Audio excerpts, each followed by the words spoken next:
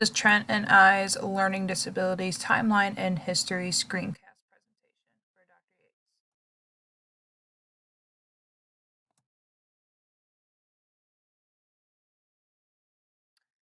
So what are learning disabilities? Learning disabilities, they're a term used to describe a group of neurological conditions that interfere with a person's learning.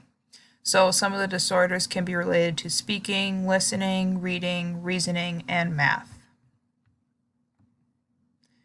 So the history timeline of learning disabilities, starting in 1940 till about 1955, there was very minimal research on learning disabilities and brain damage. So learning disabilities students were excluded from school.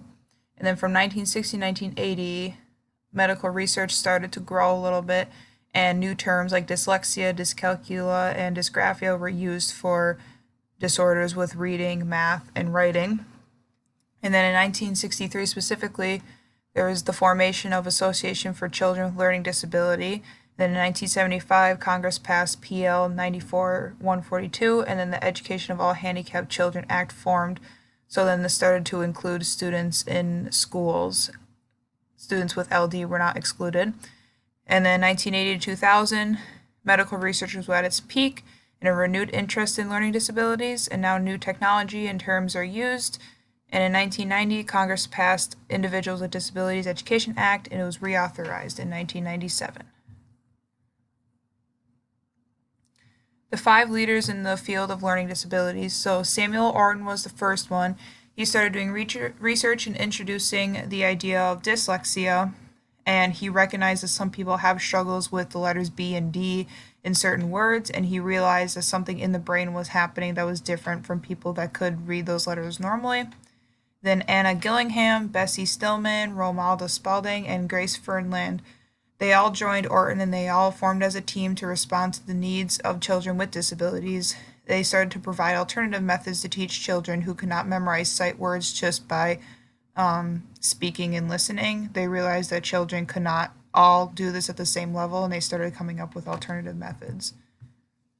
So then the PL 94-142 and Section 504. There was a difference between these two.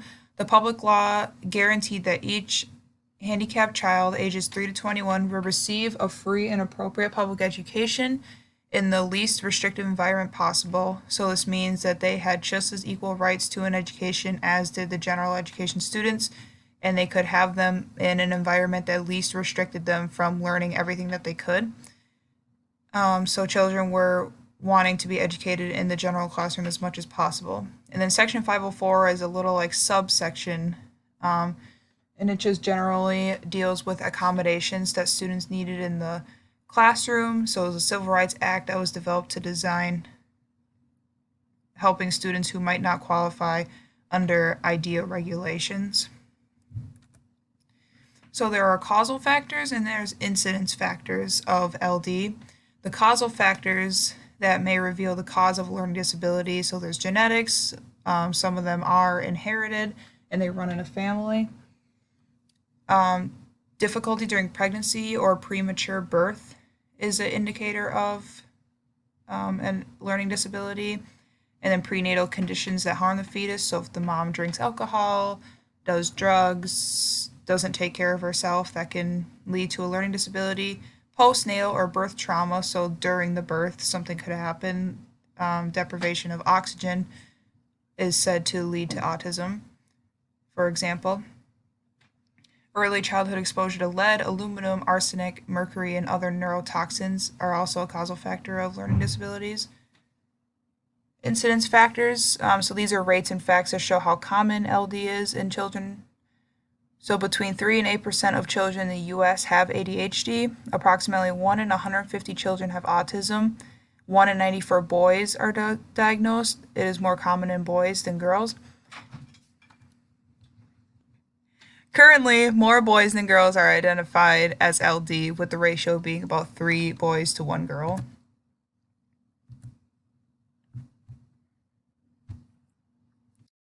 So primary characteristics of a learning disabilities. One big indication of a learning disability is the perceptual deficit. So there's interruptions in the brain with interpreting what's out in the environment. Most children with an LD also have difficulty reading, whether it's a specific reading disability or not. It's just very common for all children with an LD to have difficulty reading. And the struggle with reading comes with deficits in phonological processing that children with learning disabilities have. So some co-occurring conditions. There's 3 co-occurring conditions that an individual with an LD may have that further handicaps them. The most common ones are ADHD, conduct disorder, and Tourette syndrome. So there are programs and settings that allow students to be in the least restrictive environment when they are educated. If babies are born with a disability, local public schools are contacted to provide needed services. Also, family doctors of the early intervention team can help a child 2 years or younger that has a learning disability at home or in a controlled location. IFSP, which is Individual Family Service Plan, can be provided to families with children ages birth to 3 that have a learning disability. Then when children enter school, there are a lot of more services that are provided for them if they have a disability, which are normally initiated by special education services, which may also include the school psychologist, the principal, OT, PT. And they might be provided like space for the child to work in, like a resource room, or modifications or accommodations to their curriculum for learning. So the timeline of laws that came with learning disabilities. In 1975, the Education for All Handicapped Children law was passed. This entitled all children to have a free and appropriate education in the most least restrictive environment. It is now revised and appropriated under IDEA. In 1990 and 2000, the Individuals with Disability Education Act was designed to provide government services for those with disabilities in the field of education. Section 504 and the Civil Rights Act were passed in 1973 to prevent discrimination against those with disabilities in programs that receive federal funding. And No Child Left Behind was passed in 2000, which stated that the school is accountable to governmental entities regarding student progress. So the parents have rights along with the law. It's very important for the school and the parents to have a fair two-way relationships when it comes to helping the child with the disability. The parents must always be updated and kept in with decisions. So their rights include confidential treatment to their child's records, so it's confidential between them and the school. They can review and inspect records. They can have copies of all records and any documentation that regards their child. They can control the release of records to non-school personnel if they need to. They are notified of any meeting that pertains to their child. They can request an assessment for their child if they are not satisfied with what is their current evaluation, which can go along with requesting an independent evaluation. They can have input on the IEP, and they can also refuse services if need so. So IDEA and Section 504, there's a difference between the two. IDEA is the Individuals with Disabilities Education Act, which is an overall more umbrella term for advocacy for any students that have learning disability. And Section 504 is a regulation under IDEA that is regulated by IDEA that specifically allows students with LD to have modifications and accommodations to their environment that will help them learn in the least restrictive environment. So for example, if a student breaks their leg, they can get a 504 so they do not have to participate in gym class without failing. So parents are also advocates for their children. Parents do have to go through a process, and it's not real easy for them to request what they want for their children. The school still has a say, but there are a lot of available resources online and in the school for parents to contact and reach out to for their child if they need assistance in the field of education or if they feel the education system is not serving their child correctly or most efficiently. So students have rights as well. The students have a right to receive due process hearing. They can be heard in defense of themselves, and they can also review all documents that support their charge. They are to be treated with respect and courtesy at all times. They received a prompt hearing if they are suspended or face any kind of punishment. They expect a safe learning environment. They also receive a free and appropriate education, and they have a right to be provided accommodations for their learning disability.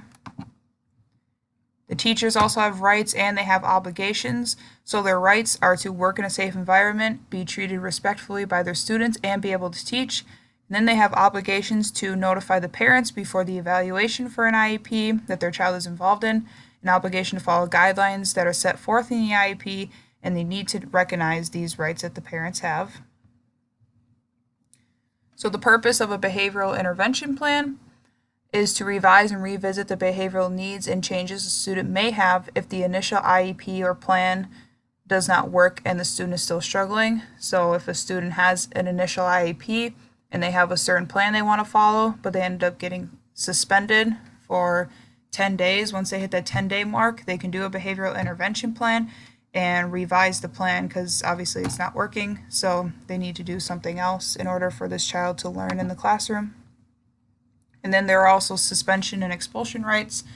So to understand this, you need to understand the overall goal of the policymakers, and this is for students to stay in school as much as possible in the general ed classroom.